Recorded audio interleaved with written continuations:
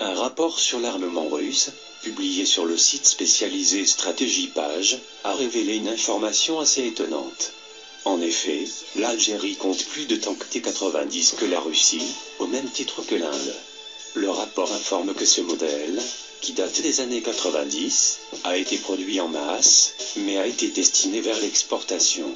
Ce qui explique le fait que l'Algérie et l'Inde en disposent plus que la Russie, le pays producteur.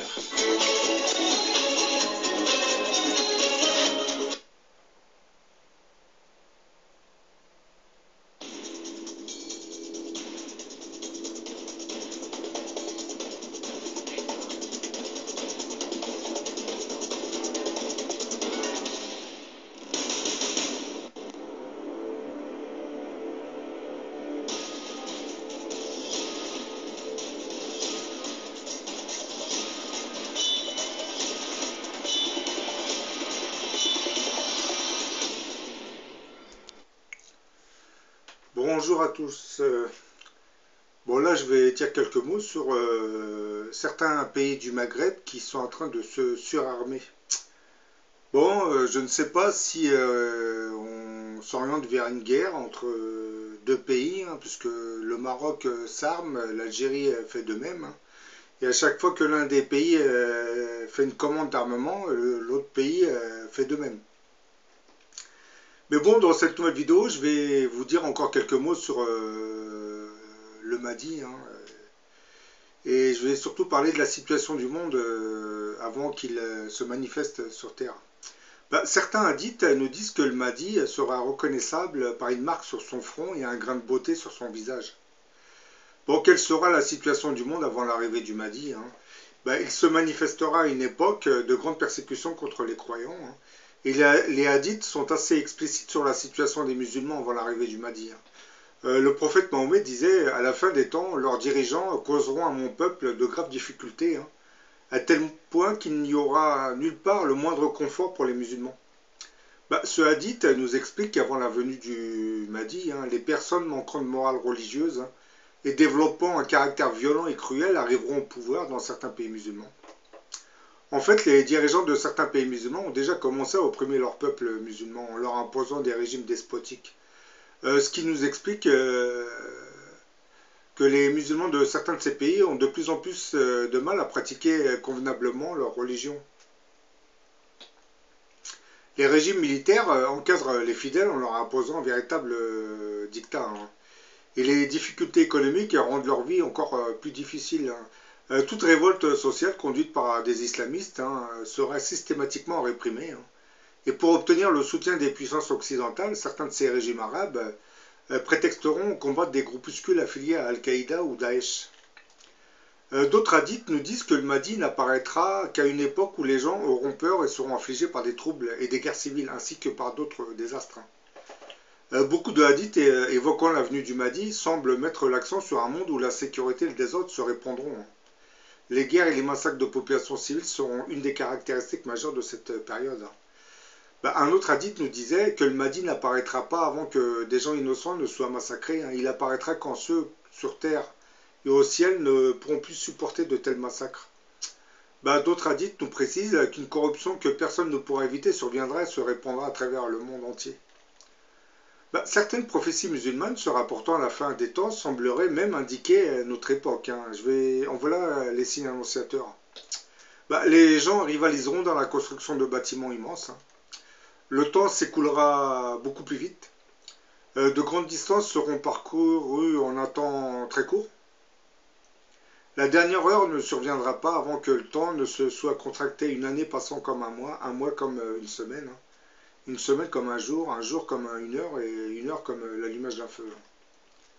Mais tous ces régimes militaires arabes dont la cruauté n'est plus à présenter, hein, on l'a bien vu avec l'Algérie, l'Égypte, l'Irak, la Syrie, hein, ils ont tous à leur tête, du moins ils avaient tous à leur tête des dictateurs, hein. Bon, j'ai oublié de mettre dans la liste la Libye aussi, hein.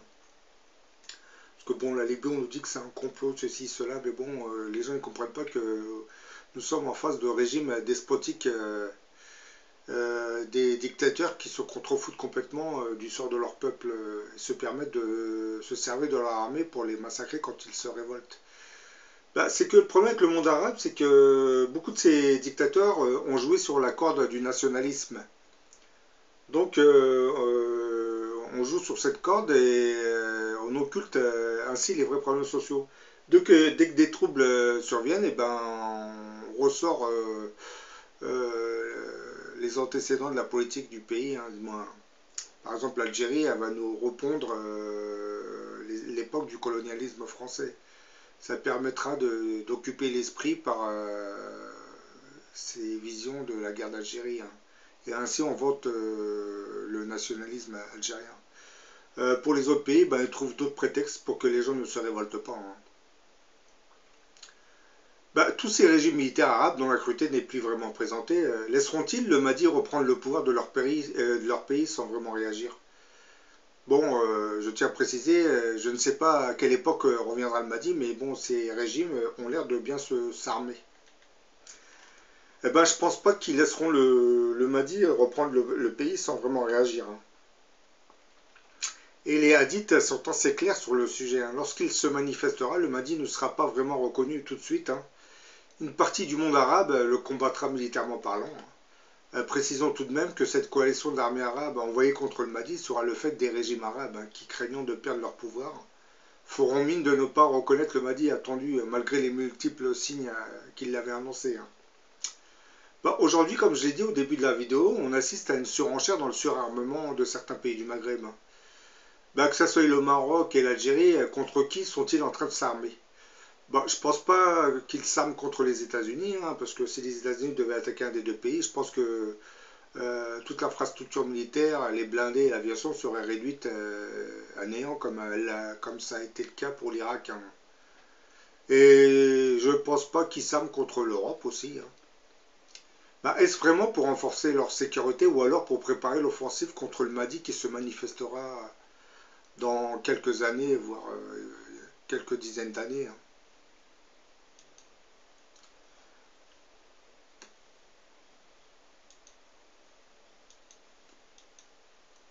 Bah, prenons le cas de l'Algérie qui est dirigée par un président Bouteflika pratiquement inexistant qui passe son temps à venir se faire soigner dans les hôpitaux français. Bah, cette vacance de la gouvernance s'explique par le fait que les généraux algériens ont toujours exercé une grosse influence sur le destin du pays depuis l'indépendance. Hein. Les présidents qui se font élire, bon, c'est des mascarades électorales bien entendu, hein, n'ont pas de réel pouvoir, hein, ce sont des marionnettes entre les mains d'un régime militaire qui impose sa loi. Hein. Et dans une économie à ce point dépendante du gaz et du pétrole, hein, c'est-à-dire c'est plus de 90% des exportations, bah, l'effondrement du prix des hydrocarbures crée de grosses tensions actuellement.